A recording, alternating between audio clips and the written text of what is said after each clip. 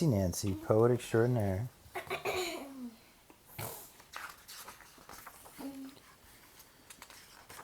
Bonjour, everybody. I think poetry is sensational. That's fancy for really, really terrific. Even the word poetry sounds so beautiful and fancy to me. Every day my teacher, Miss Glass, reads our class a poem. My favorites are the funny ones.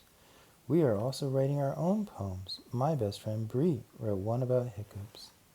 You can read it. Bree is very creative, which is fancy for full imagination. Love, Nancy Clancy. My name rhymes, so I am naturally poetic. A poetry survey. Our class is doing a survey, which means you ask a bunch of people the same question. What is your favorite poem?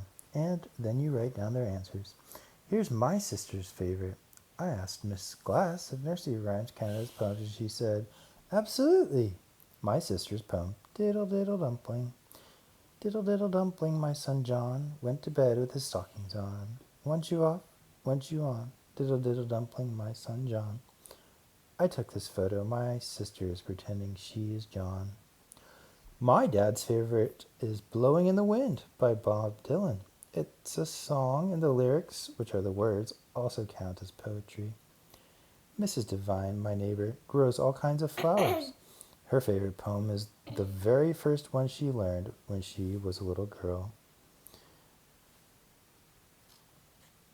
My neighbor's poem, Dig In by George Shannon.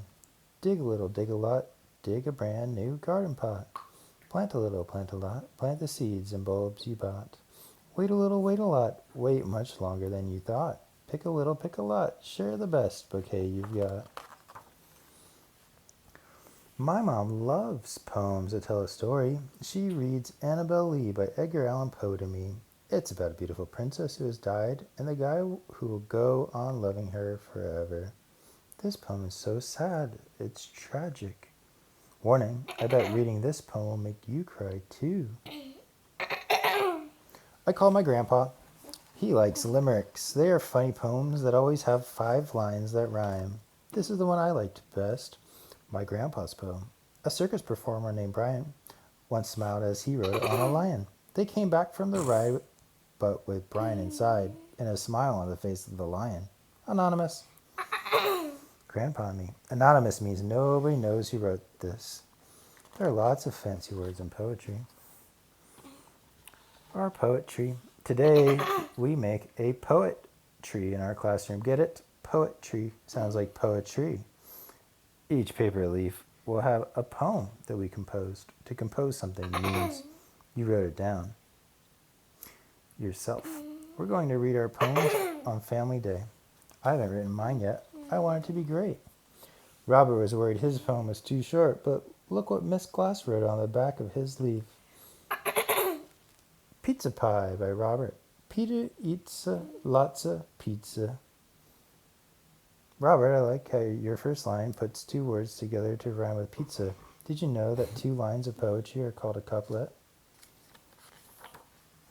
Here's Bree's poem, Horrible Hiccups by Bree. Hiccups. Make my tummy jump in and out. I hold my breath till I turn red. It didn't work. I hate hiccups. Here's what Miss Glass wrote to Bree. I hate hiccups too. Your poem makes me think you had hiccups while you were writing it. Miss Glass showed everybody how to make a poem out of our names. You write the letters in a column, and then for each letter you think of a word that describes something about you. Here's Claire's. She was getting over a cold when she wrote it. Clara. C. Cookie, crazy. L. Lovable. A. Artistic. R. Runny nose. A. American. Palace of Poetry. Maybe you already know that Bree and I have a club. We look for insects and other interesting stuff in nature. Now after school, we go to our clubhouse to write poetry. We call it our Palace of Poetry. Poetry is superb. Poetry is glorious. Poetry is lyrical. Inspiration. We don't talk much, but sometimes we put the radio on. Music often gives you inspiration. That is a tris fancy word for something that helps you get good ideas. Here's what you need. Beautiful soft music. A notebook. A glittery cover is good for inspiration. A pen with a plume. That's fancy for feather. bouquet of flowers, plenty of refreshments because it's hard to be creative if you're hungry. Bree wrote this poem today. Now she can make another leaf for the poetry at school. How come writing poems is so easy for Bree? Fighting with My Brother by Bree. I wasn't ready to read to Freddie or play a game, so he called me a name. I told my mother, she got mad at my brother. And Freddie was sad and I felt bad. We made up that night. That was the end of the fight. Later I tell my mom, I am stuck. I can't think of anything good to write. Everything sounds stupid. My mom says, take a relaxing bath, close your eyes, and I bet an idea will pop into your head. So that's what I do. I add a lots of bubble bath for inspiration. I stay in the bathtub for a long, long time. When I get out, I am very clean and my fingers are all prune-y, but I still don't have a good idea for a poem.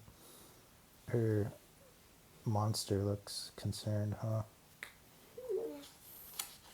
The duck is really high in the suds. Writer's block. When I tell Miss Glass about being stuck, she says, oh, that's called writer's block. It happens to everybody. It'll go away. Here's what else we talk about. A poem doesn't have to rhyme, right? That's right. Bree's poem about hiccups doesn't rhyme. So is anything a poem as long as the words are in short lines? No. Poems are special. The words have rhythm and are fun to read aloud. Often a poem makes a picture in words. Are there other rules? Well, some kinds of poems have rules, but lots of poems don't. That's why writing them is fun. Then Miss Glass says, you're a creative girl. I'm sure you'll write a wonderful poem. I am not so sure about that. After school, I want to go straight to the Palace of Poetry, but I can't. I need to find a birthday present and card for my grandfather. There's so many birthday cards, it's hard to choose. Nearly everyone has a poem inside. There are also cards for special people, like a best friend or someone who's sick. Suddenly I get an idea for a poem, an idea that is superb. Guess Who by Nancy Clancy. Her earrings dingle dangle, her hair is never in a tangle. Who can it be? This Miss Glass. If I have any troubles, they pop like bubbles when I go talk to Miss Glass. I think I am a lucky girl. I have the best teacher in the world. You know who it is? It's Miss Glass. At home I sit down with my notebook and my pen with a plume. Little by little I get inspiration. On Family Day I read my poem. I read with a lot of emotion. That's fancy for feelings. Later Miss Glass whispers, I am so flattered. What you wrote, Nancy, is called an ode. That's a poem that says what's special about someone. An ode? How fancy. Anytime I find a poem I love, I put it in this book I'm making. Favorite poems of Nancy M. Clancy. I actually don't have a middle name, but I like to add M because it looks fancy. In the Motel by X.J. Kennedy. Bouncing, bouncing on the beds. My brother Bob and I cracked heads. People next door heard the crack, whammed on the wall. So we whammed right back. Dad's razor caused an overload, and wow did the TV set explode. Someone's car backed fast and tinkle. In our windshield was a wrinkle. 8 more days on the road. Hooray! What a bang-up holy day. I think this poem is so funny. I stayed at this City Square motel once with my family, but we didn't wreck our room. 5 Little Pumpkins by Anonymous. 5 little pumpkins sitting on a gate. The first one said, oh my, it's getting late. The second one said, but we don't care. The third one said, I see witches in the air. The fourth one said, let's run, run, and run. The fifth one said, get ready for some fun. Then whoosh went the wind and out went the lights, and 5 little pumpkins rolled out of sight. Picking Berries by Douglas Florian. Picking berries is very fun, very, very merry fun. Extraordinary fun. Cherry, cheery, berry fun. This is a tongue twister. Read it aloud. You'll see what I mean.